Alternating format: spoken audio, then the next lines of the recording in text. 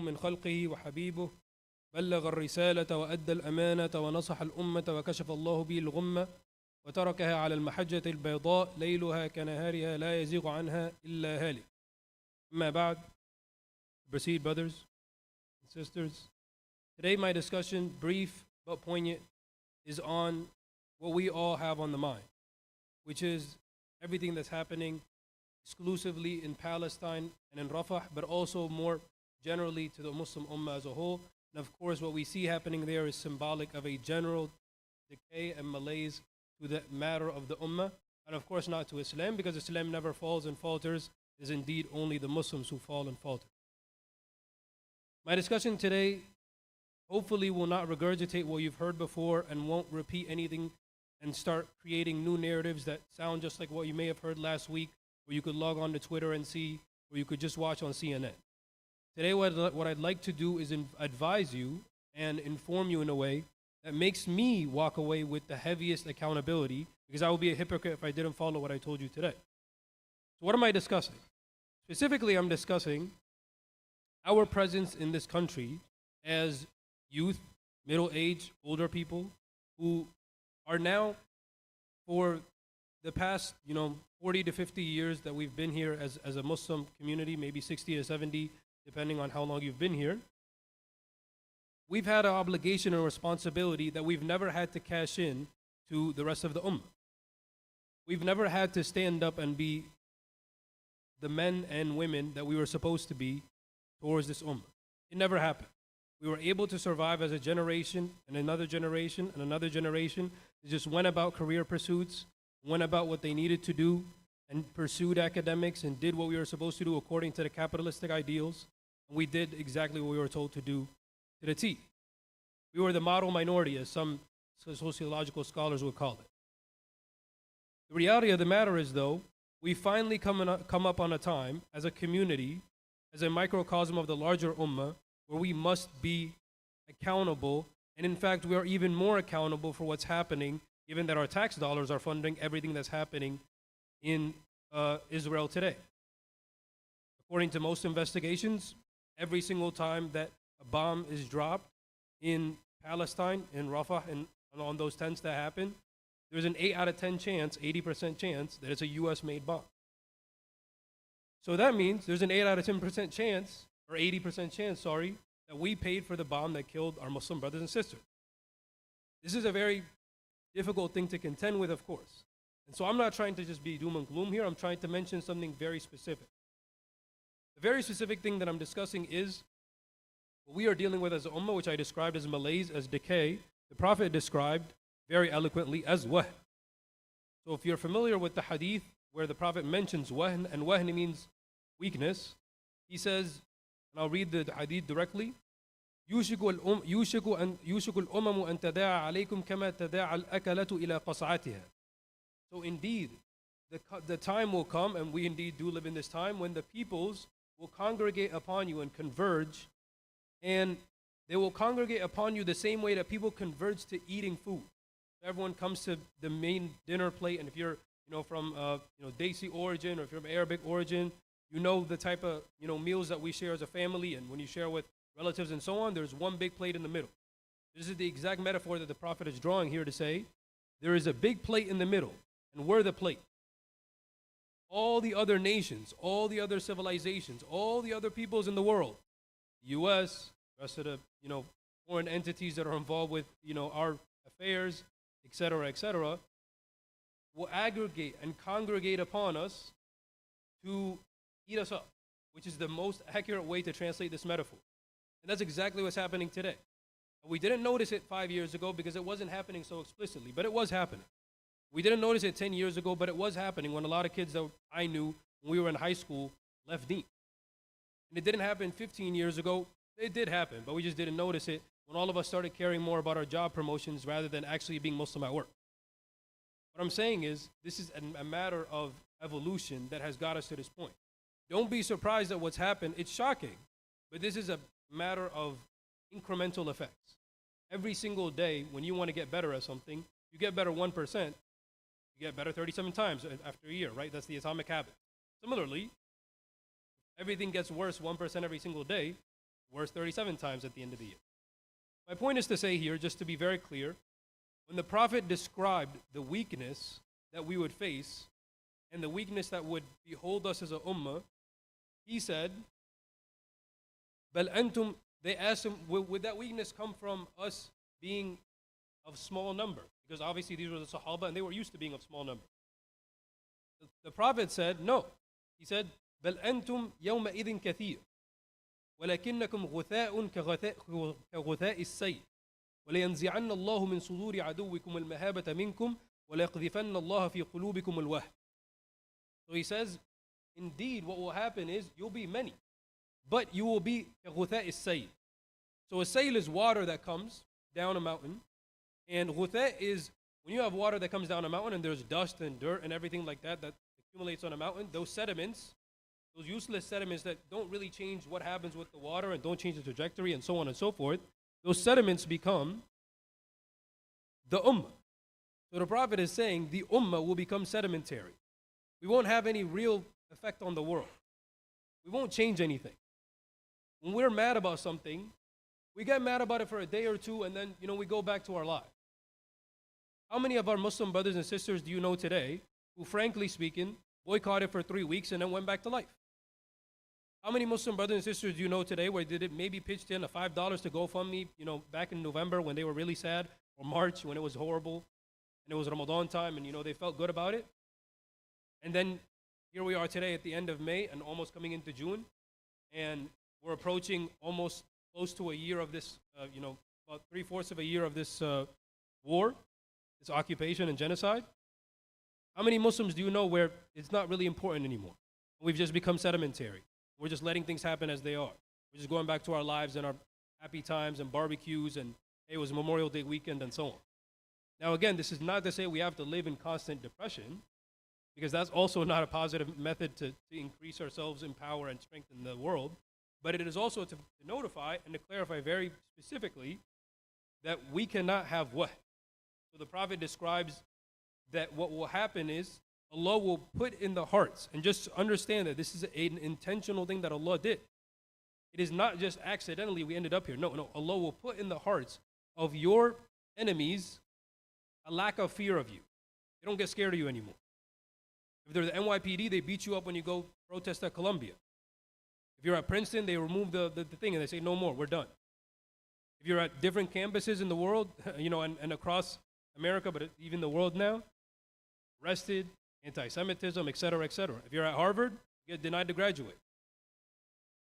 That is وَلَيَنْزِعَنَّ اللَّهُ مِنْ صُدُورِ عَدُوِّكُمْ الْمَهَابَةَ مِنْكُمْ. They're not scared of you anymore. You don't mean much. You're sedimentary. وَلَيَقْذِفَنَّ اللَّهُ فِي قُلُوبِكُمُ الْوَهْنَ. Allah will insert in your hearts. He will throw into your hearts. Qadf is to throw. As in it will capture you, weakness. And this weakness the Prophet describes as حُبُّ الدُّنْيَا وَكَرَاهِيَةُ الْمَوْتِ.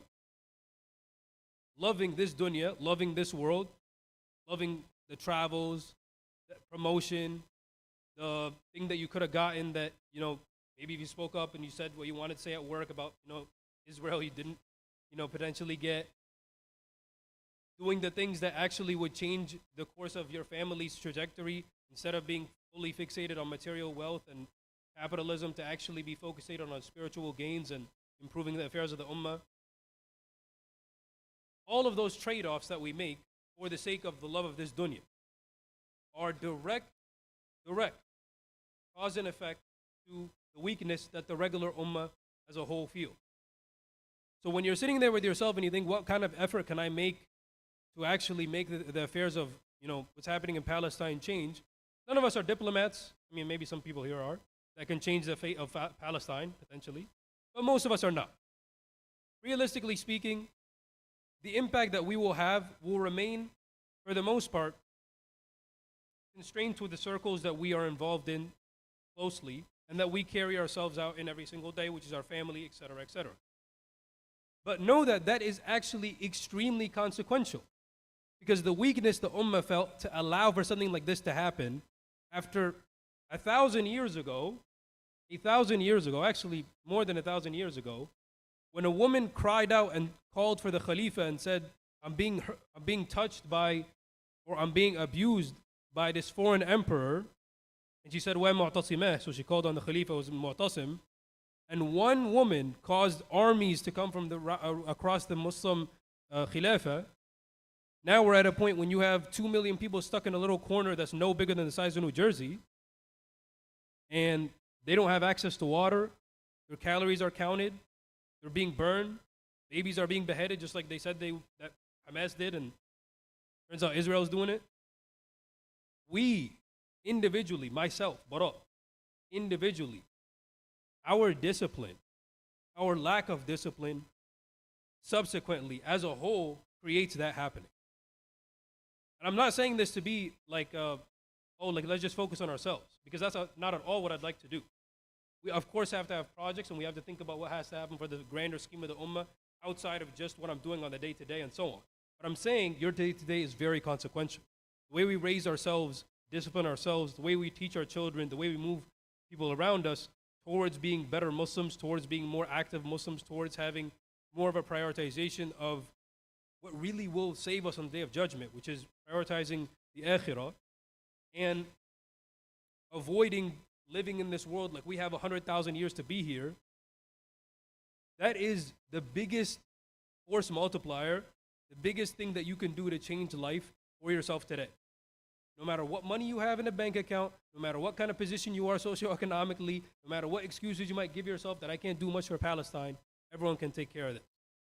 قولوا قولي هذا واستغفر الله لي ولكم استغفروه.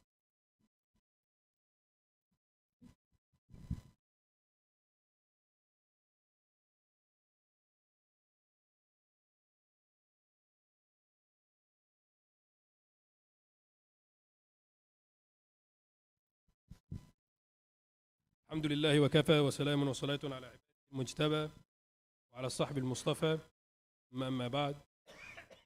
As everyone knows here, if you're affiliated with or you know anybody who's part of a college campus or has been part of a college campus, encampment or protest or any of these things, recently a bill was passed about a month ago to make sure that if you ever try to do something like that again, they can arrest you on anti-Semitism charges. What do I mean by that? I mean the bill, and you can look it up when you go home, titled HR 690, or you could just search up anti-Semitism bill.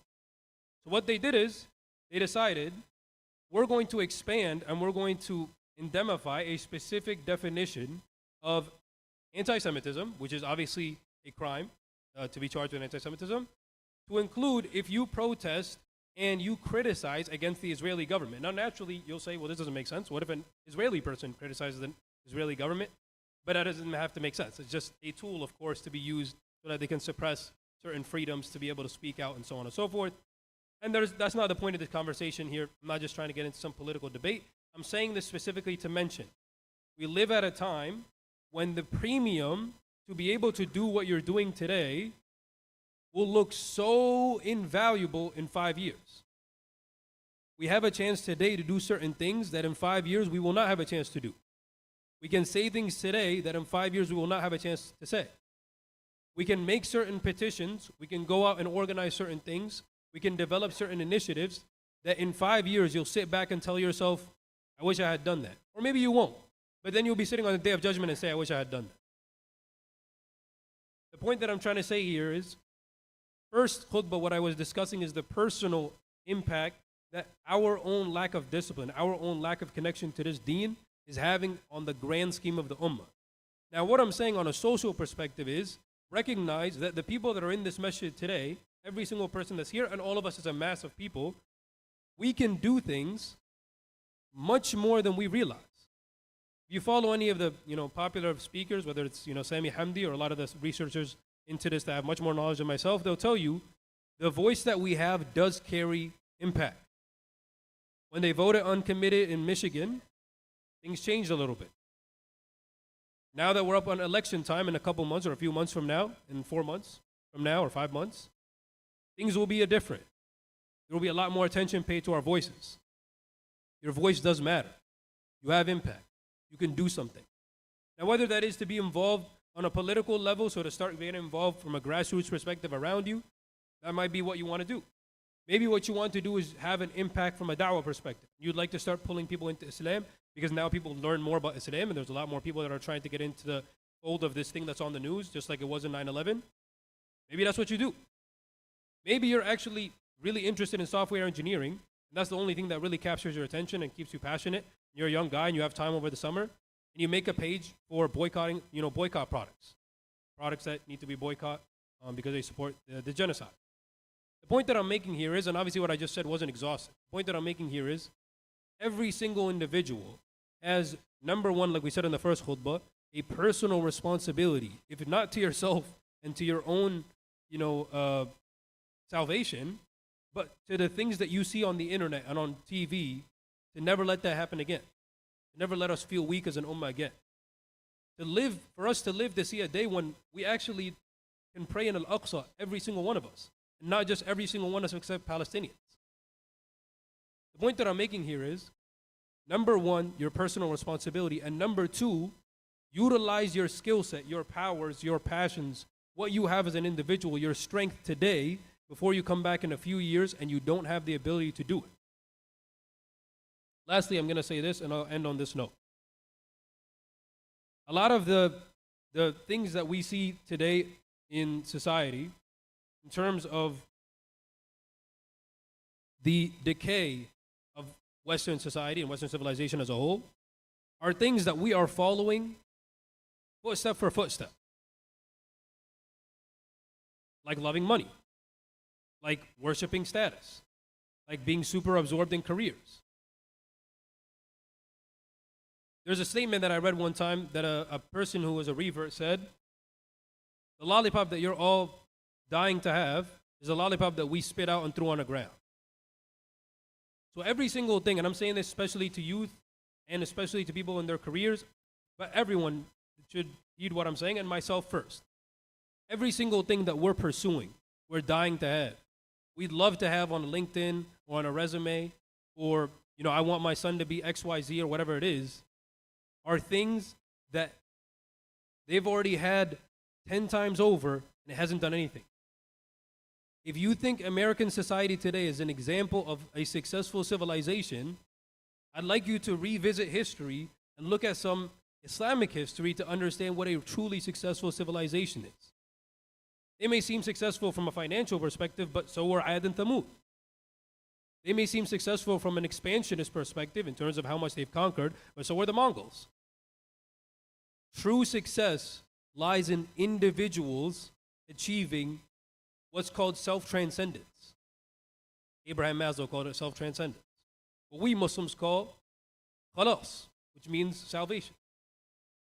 And if you look at the societies, like in the time of Umar ibn Abdul Aziz, like in the time of other Khalifas, where they were successful on all fronts, there was one thing that was there at all times.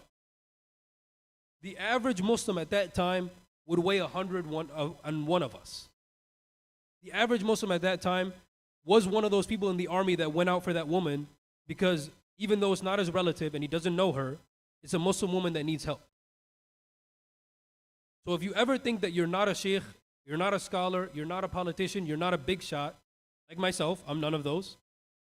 I'm a paperweight in the ummah. You still hold weight. You still have a huge obligation, whether it's to course correct your own mentality and the things that you do on a day-to-day basis, or your priorities and what you care about and value the most. أقول قولي هذا واستغفر الله لي ولكم فاستغفروه إني داع فأمنوا. اللهم اهدنا فيمن هديت وعافنا فيمن عافيت وتولنا فيمن توليت وبارك اللهم لنا فيما أعطيت وقنا واصرف عنا شر ما قدرت وقضيت إنك تقضي بالحق ولا يقضى عليك إنه لا يذل من واليت ولا يعز من عاديت تباركت ربنا وتعاليت نستغفرك اللهم ونتوب إليك. Ya Allah, we pray to you that you make us tools so that we are not replaced. Ya Allah, we pray that we are sincere in heart and action and that this reflects well on us on the Day of Judgment. Ya Allah, we pray that if the fate of the Ummah is not improved by us, that you allow us to create generations that will improve the fate of the Ummah. Ya Allah, we pray to you that you have mercy on all of those who've died, all of those who've been afflicted, and all of those who have suffered at the hands of any oppressor anywhere in the world. إن الصلاة تنهى عن الفحشاء والمنكر